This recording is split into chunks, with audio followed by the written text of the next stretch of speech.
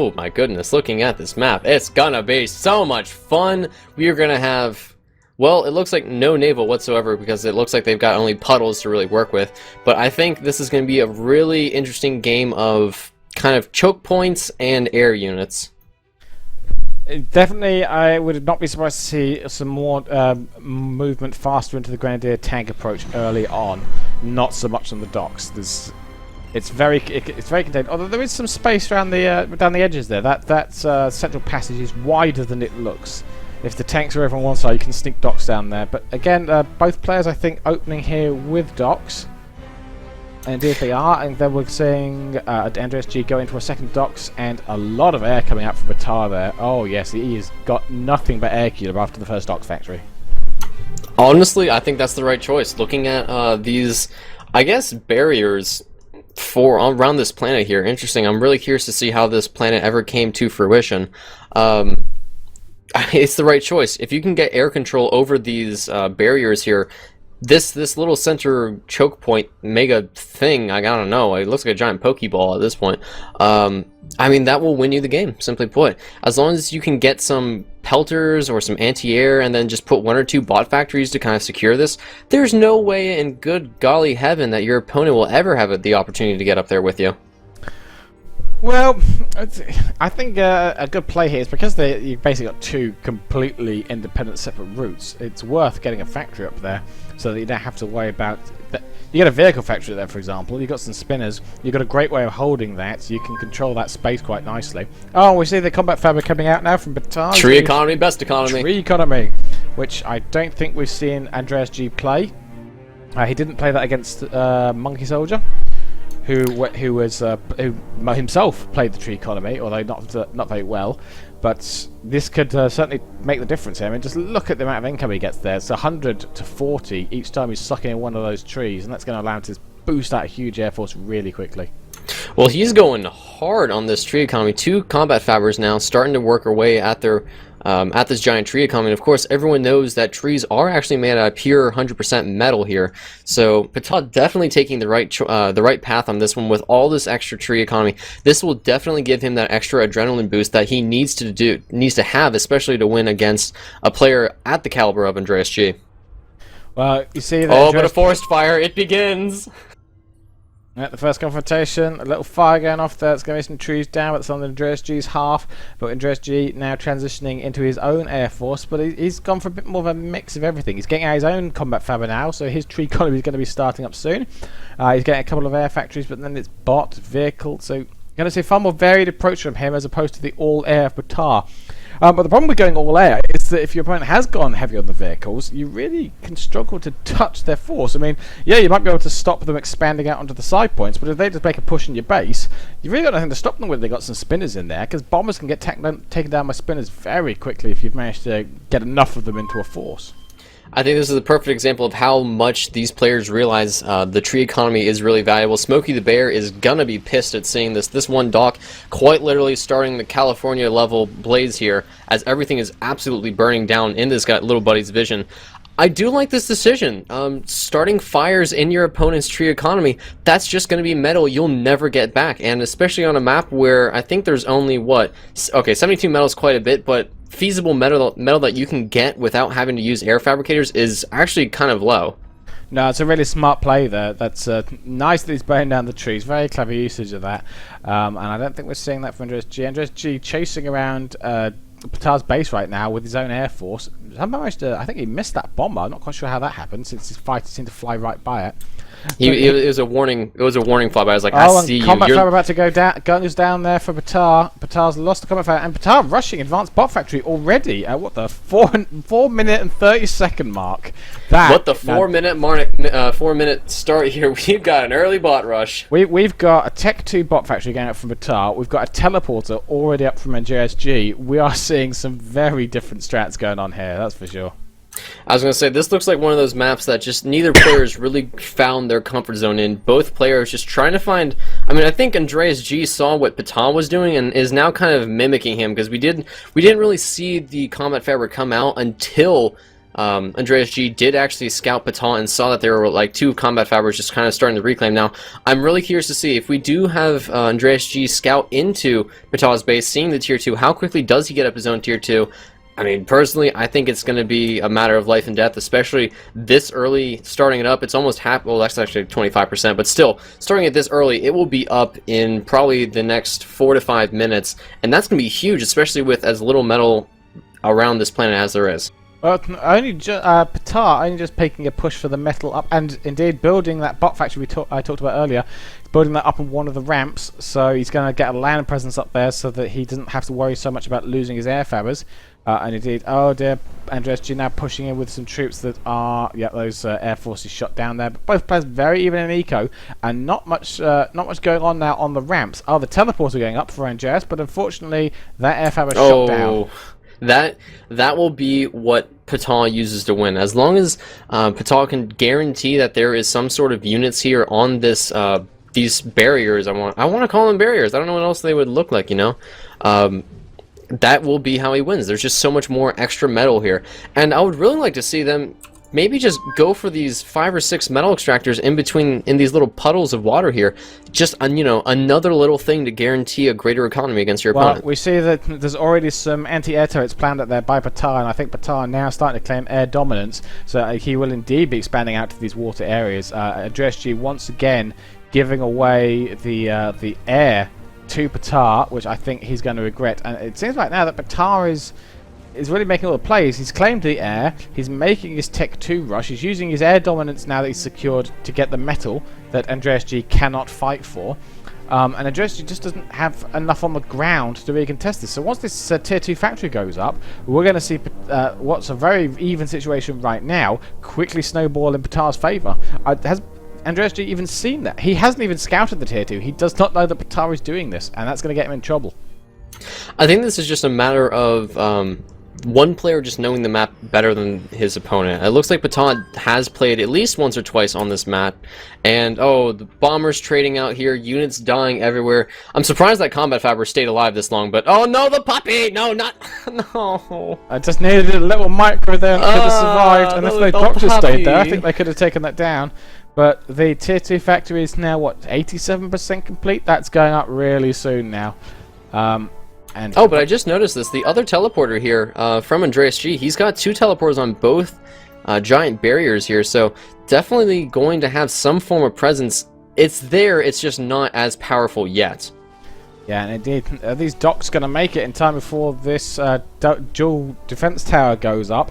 I think they're not. I think it's going to go up in time. There's enough docks. Oh, it doesn't matter anyway because here come the bombers. Oh. And that doesn't last very long at all. The dreams and hopes are over. I think this... Dream's dead, boys. Exactly. I think we need to see here... Geez, putting up a wall, that's not a good idea. He needs to be making some aggressive plays from there. They're not hiding behind that wall. He's got to push in. He's starting to fall behind now. He needs to make use of the fact that his opponent... He really needs to make use of that window. His opponent was going tier 2 and just make some tank pushes. I don't think this sort of half bot, half tank thing is really a good idea. Especially as he's lost the air now, as he lost the air before, and the economy difference now starting to grow rapidly.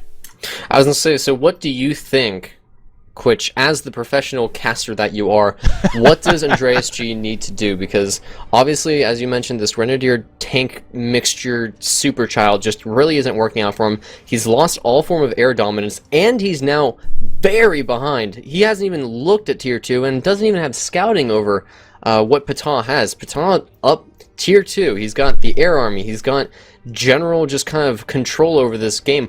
What do you do? Well, at this point, I think he's really in trouble because with the air dominance that Pata has, Pata is once again using that to prevent Andreas G's expansion. Andreas really needs that expansion because otherwise he can't get more factories, and I don't think his factory composition right now is right. He's using the bonus advance because otherwise the docks are going to shut down his grenadiers, but at the same time he needs the anti-air because he's lost the air completely. And I feel that really the mistakes were made earlier on in the competition he was rushing, in the composition he was developing. By he's given up the air to Pata, but he hasn't developed the ground forces necessary to neuter what that air force is giving to Pata. Now, he has just started tier 2, and I'm really cringing on this decision here. Personally, you don't build tier 2 air. It's just, for me, it's one of those taboo tier 2s that is just very situationally. It's got its own little niche, you know. If you've got 5k economy with the mass gas giant and you're about to rush the annihilator, it's perfect. You know, you need those fabricators for the mobility and the excessive amount of just efficiency they can just drop for you. But in a map where you're down 68 versus 160 versus 176 in terms of metal, you map control wise, you are very behind. Now, I almost want to say he's effectively contained. He still hasn't grabbed any of the metal extractors around his base. Air tier 2 is just, he knows he's behind, and if he wants to try and get the Phoenix out to try and counter this mass air, it's just going to be so much more expensive against an already weakened economy that he doesn't have. Yeah, well, the Phoenix itself is not an overly efficient trader against hummingbirds. Potentially, if it targets different hummingbirds, it can trade better, but it's not enough to justify this level of investment into a tier 2 factory right now. But I can see why he's gone for it, because without having lost air, he doesn't have any other advantages. But I would think bots, vehicles, you know, obviously he's already given up the air army. I think at this point he needs to make a ground army, like a physical tank, tank spinner, something that can just guarantee areas, and then just mass anti-air. But he's already kind of given it up so much that it won't do anything for him. Yeah, I think we're going to look back and we're going to see that after Patar, with Patar going so heavy air, either AndreasG had to go heavy air himself, or we had to put it all into a ground force that could go over there and punish Patar for just basically trying to deny so it would be fair to say that he tried to go for a very, I guess, basic opening, and especially on a map like this where there is really the right way to go. Oh, what Pata, what are you doing? Don't do that. Why are you building this? Pata deciding he's gonna go one tier 2 isn't why enough. Are they all going the bad tier 2? Yep, if you've got tier 2, well, I'm just amazed that Pata hasn't been expanding more. Actually, he's totally got air dominance, so why he doesn't own both lakes, I don't know. There's an old saying from the legendary Zankar: play with your food. Let it rebuild. Let it think there's hope, and then crush it with your giant steel boot. Well, all hail the Zankar. The Zankar is life. Zankar is love. Zankar. Let's please not go down this route. But I think we see that finally Patar moving to take this lake now. He's got the AA queued up first before he takes the metal. But this Air Force, just absolutely huge Air Force. And playing very safe game though, Patar. I don't think he's going to be interested in rushing this victory. He's making sure he's got his armies, his tier 2 lined up. But AndreasG, unfortunately, yeah, just playing defensive, and he really can't. He's so far behind. He can't play this defensive game at all. It had to be. He's waiting for his tier 2, and that tier 2 may not be finished by the time this game is over. I want to believe, because if he doesn't, then Pata better lose to Kiesel or I'm in trouble. I'm already down on my brackets already. But yeah, Pata definitely taking a very secure, solid move. Actually, AndreasG does see the tier 2 from Pata. There are some Crystals and Phoenix in this composition here, so he does see it. The thing is, though, this tier 2 is just going to take forever, and at this point, really, the only thing that we're kind of waiting on is the GG from AndreasG. I don't see him coming out of this. I mean, there might be some legendary boombot snipe that comes here, but even at that, there's just so many units. There's just so much map vision. I want to believe, but it's just very hard for this to succeed. Yeah, the two very different approaches taken here, with Patar going for the air expansion onto the platforms and Andreas going for the teleporters. I don't think the teleporters will work it out for him at all, because it took far too long to get up there, and it's such a long trek to try and contest the far end of the platform that it just wasn't worth it, at least not with land.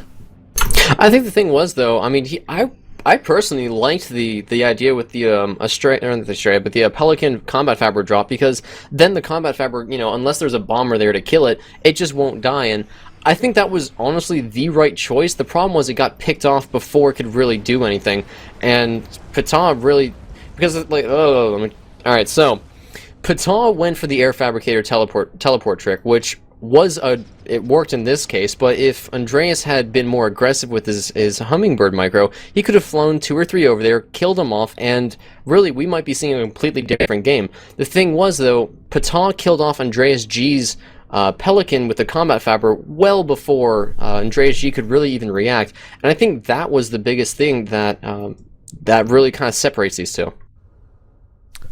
Yeah, and at this point now we see we see Andreas G starting to scout out exactly what's going on over in the base of Batar. Batar's air force, though, just enormous. So this tier 2 air that Andreas G, and I think Batar's went tier 2 air just as a response, just to make sure that the tier 2 air of Andreas G wasn't going to suddenly tip the balance. And now Andreas G, the most desperate of desperate moves, is going for, he's going for an orbital. He's going for orbital on a second planet. Just like the tier 2 air, I don't really like this point, because right now, I mean, just let's look at the basic army composition here. We've got 250 count for mobile count here. We've got 196 for Andreas G, 255 and rising here for Pata. Fabricators, it's 3 versus 9. Factories, we are looking identically, but I mean, economically, map vision wise, everything is just in Pata's favor so heavily.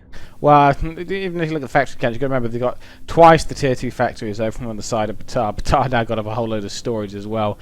But it's really all about this air dominance. He's just stacking it up, and he's going to make sure that he can eventually just sweep through there, and then he's just going to bomb the commander to death. There's not even that much anti-air around the commander. If Batar really just dedicated all of his tier 1 air factories now to bombers, he'd probably have enough for a snipe very soon. As I say, at this point, I would really like just to see maybe a nuke. Just, hey, I won this. It was a real scrappy, previous 2 matches. I came out with against you on the other map.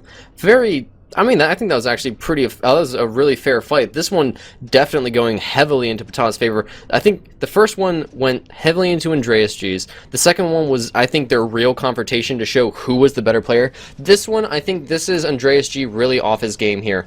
Everything just doesn't seem to really tell me that he's even behind this wheel. I think he's playing a lot more mechanically. Everything's a lot more robotic. Everything's a lot more reactionary instead of, in Andreas G's way of just being all up in your face with the aggression everywhere with the micro. And now this orbital fabricator, I mean, I don't know if Pata's seen it, but he's about to with this mass air. Well, this is Patar's playing it in a very PAG way. When in doubt, dominate the air. And that's very much the PAG. Yes, very much the PAG way of playing. I mean, that's in the way that Andreas G is playing what you might say is a sort of a standard strategy where he's doing like everything. That blew up. What? No, that was the orbital fabrication bot going up into space. He's blown up the launcher to try and hide the fact that he's gone orbital. And oh my god, that is so sneaky. Hasn't been scouted, but it does leave a pattern, so if Batar is paying attention, he will still see the pattern of the... Oh god, it's SSX! Oh god, no, please! This is truly last-ditch stuff, but if he can pull it off, I think we may have squeeze. There may be squeeze in the casting box. But the problem is, though, I mean, yes, he did reclaim it, but if Pata is he's hiding it though. He's hiding under a vehicle. No, there's a giant outline of it. He's trying to hide it though. That's just perfect. He's trying to hide the fact there's an orbital factory there by sticking another factory over the top. Oh my goodness. That's brilliant. I love it. That's absolutely fantastic. I mean, but this economy is just awful. It's gonna be. It's really putting it all into a single laser and hoping, and his opponent's gonna see it because there's an advanced radar in that base, and that can see orbital at range. So he's gonna see the laser coming, and with that eco, he should be able to get an umbrella up in time to stop it. Okay, the thing is though, there is some tier 2 here. I was gonna say there is no tier 2 in the base for Pata, so technically, if the SSX did get there in time, the fabricators wouldn't respond enough, because I think it's, what, 8 shots from a single SSX to kill a commander? It's 6 to 8, something like that, yes. Okay, so 6 to 8. So, assuming that the commander doesn't respond in time, it's going to take at least 8 shots, which is about, say about 20 seconds. I just want to interrupt the numbers here. I just want to highlight here. This is what Docs can do against Grenadiers. And it's like those shots. Even if the Grenadiers themselves are microing, those Docs just run around Grenadiers shots so easily. They really do counter Grenadiers nicely, so long as they're microed. Sorry, yes, you were saying about your numbers as I wanted to demonstrate. Oh no, I was just trying to find something to talk about, because right now this orbital factory is actually at 72%. I swear to God, if this works, man, I swear, how do players ever come up with this stuff? Well, the commander from Andreas G now hiding up on one of the upper bridge structures. He's clearly expecting this land army to come in and crush his base. So the oh no, he's just expanding. He's just expanding. I think he's decided to expand now, but I think he's hiding away from the army. He's really just trying to delay it to get his chance with the laser. And the Batar curse! It's coming back to haunt him. We have an orbital radar from Batar. He knows. Oh no! He knows it's there. He knows what's coming.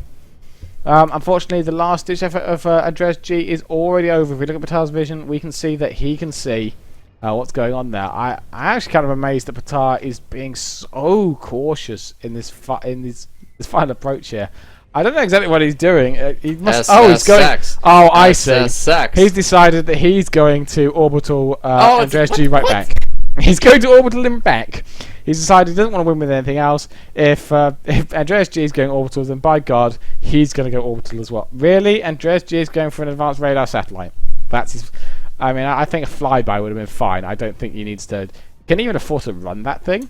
I don't think he's got anywhere near the energy to run an advanced radar satellite. He will physically have to turn off every single thing he has, build, I think, 4 or 5 more tier 1 energy factories just to run that alone. Well, it's 9,000 energy drain to run it. So he needs 15 tier 1 energy factories to run the thing. Brilliant. Now, this is... Patar really should just be building more air fabricators. I mean, this really is playing with your food 101. I think...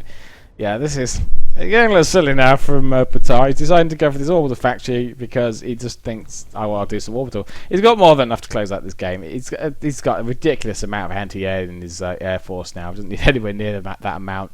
He'll just be getting the bombers for the snipe. I'm honestly kind of concerned because this is one thing that I've noticed from based Zankar. When he starts playing, especially when he's in a winning position, he will throw the game very hard. And while Patar, I mean, it will be very, very hard for him to throw a game like this.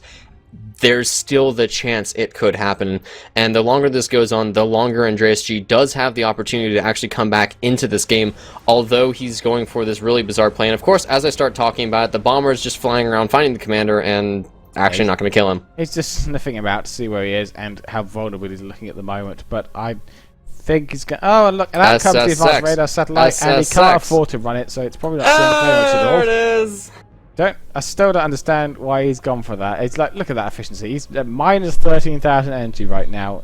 He's going to need so much energy just to run that satellite. And the reload rate of the SSX, it will fire once and probably take triple the time just to recharge because it runs off of the economy of your base. Yeah, I think a single fighter flyby would have been just fine for what he's trying to achieve, but he doesn't know that. Yeah, his opponent knows exactly what's coming, although still no anti-orbital ground defenses, but there's Avengers up in space now. They're now flying over there to take out that factory. Yeah, this is just Patar just slowly taking Andreas G apart piece by piece and really dragging out this game as long as he possibly can. I mean, I'm fine with it. This is always fun. It's always funny just to watch just playing with your food, but the problem is if Andreas G gets enough time, although I think he's tunnel visioned. Even in a situation like this, I think he's tunnel visioned because there is a bit of metal here that he could secure, even though it's, you know, in his own. Oh, fabricator, rest in peace. But here comes the 5 or 6 Avengers to kill off the. Oh nope, gonna go for the SSX. That misclick though. Don't know how it was a misclick when the SSX. Yeah. No, I don't think it's talking about this. I'm assuming that there's something he thinks happened early on. Or maybe he built the radar by mistake. But I'm not sure. But clearly thinks that some misclick happened, but I would say it's a more fundamental flaw in the strategy that was chosen for this map. I think that's fair. And there is the GG. So Patar is not going to get a chance to win with his orbital forces. And 13 unnecessary minutes later, we do finally see... I tried to build SSX, but misclicked lol. Oh, so he did build the radar on SSX. I don't think it would have mattered either way, because there was already an orbital radar yeah, up from Patar. So, but, I mean, to that point, why didn't he just stop it? He could have just stopped building the radar. I'm guessing that he didn't notice, although considering that all he had to manage was that tiny little base, that's kind of surprising. Yeah, I'm guessing that he didn't notice until it rolled off. Perhaps, yeah. Neither of these players, being 1v1, probably encounter orbital very often. So they just saw a thing building in a factory, and then it rolls off and it says advanced satellite. I think. Oh look, it's a thing in space. It's perfect. That's the level of what happened there. I would agree with that one. Well, you officially destroyed half my bracket. Thank you, Patar, for going stronger. I suspect there are a lot of predictions right now. And actually, I'm just seeing that in the polls here, we had a Will Andreas G pull off an SX snipe. Some very optimistic people here. We've got yeah, a 2-to-1 vote on the nose. But to be quite honest, all of you who voted yes, you really need to be ashamed of yourselves. That was never going to happen. I would have loved to have seen it. It was never going to happen. There's no way. There's no way. I do love the cheeky burn the vehicle factory over the orbital launcher though, because that was just the optimism that showed, or perhaps the desperation. Well, so far, I mean, absolutely ignoring everything that you just said. I'm looking at the brackets right here. The 3 people, excuse me, that have actually gotten the furthest with their random bracket clicking is Lejafed, Matisse, and no idea. There is no title for this one. But apparently 3 people believed in the Pata to beat out Andreas G, and they were right. So, congratulations. Yes. Well, Matisse, unsurprisingly, predicting himself to be winner. So, you know, and actually, I think all 3 of these top ones have predicted Matisse as winner of this event. And let's just check, because what's most important is that I am beating Pro Alert, and I am beating you. So, damn it! I think victory. I think a victory already here. Go me. Yep. There's even a score potential. So in actual fact, the top 2 have the ability to score the best of any of it. So Matisse and Lejafed. Oh, good lord, the name still comes back to haunt me. So Lejafed and Matisse in the running right now to be winners of our prediction game. But how can I predict? How can I cast if I can't even predict? So, well, you know, we're here on the front lines. We're making the hard calls, the difficult predictions. You know, oh yeah, we are all just on the front lines, just working so hard. Actually, we're not even really working that hard. It's the people behind us that are really carrying our fat asses. So shout out to Mikey, Prolier, Dan, eSports, those guys, everyone else in the Exodus group that have just been really carrying me and Quitch as we've just been sitting here complaining about how our predictions suck. Yeah, absolutely. Thanks to everyone who's helped make this, and to the players as well, actually, for obviously making this such an enjoyable tournament so far. What I'm going to highlight from that game, actually, was the fires that Patar was setting with his docks. That was such a clever move.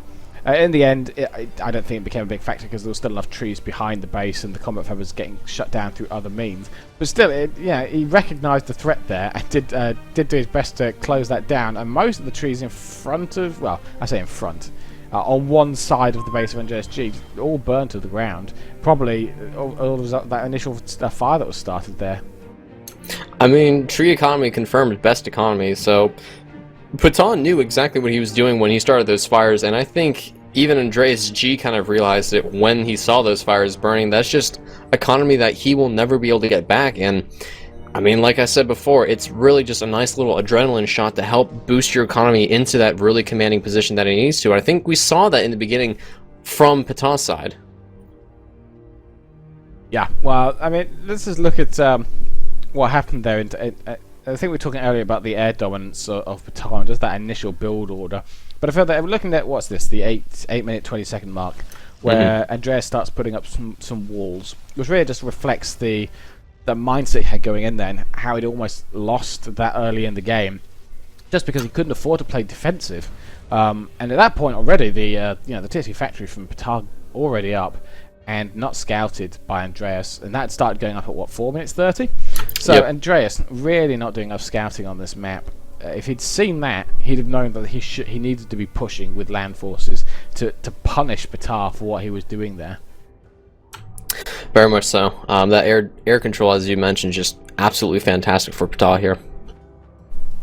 Yeah, and this slow advance across, just the unit composition. In the end, I'm thinking, I wonder if the tank composition can be made to work, or if this is just a naturally air map, just because of how much metal exists on the platforms. Right, and it was really just fantastic to see the just control from especially Patan. I think his just general awareness of the map. I'm not too sure whether or not either player has actually had the opportunity to play previously on this map, but I mean, we could just see it, especially from at least Patan's standpoint, of just Air dominance, absolutely crucial for that match. The burning of the trees, pissing off Smokey the Bear, absolutely fantastic in that spot. It really looked like Andreas G he knew what he was getting into, but I don't think he really had that much control of what he was doing. He was really just kind of trying to play things out, trying to figure out, okay, this seems to work here, but I think I really need to get control of this. It was a lot more of a wishy-washy kind of standpoint from his side, and especially on a final series where you can make up to $200 just off of one single choice, off of just killing one fabricator, off of, just making sure everything is on point. It was really important to see Patam really making those crucial choices.